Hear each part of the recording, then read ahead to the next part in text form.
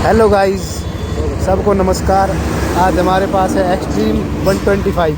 आज इसकी हम top speed check करने वाले हैं। ये तिजारे वाला हाईवे है जो भिवाड़ी से तिजारा की तरफ जा रहा है। अब हम दो लोग हैं। अब हम दो जना को बैठा के देखते हैं कितनी स्पीड आती है, कितनी टॉप स्पीड रहेगी इसकी। चलो शुरू करते हैं। चलो चलो।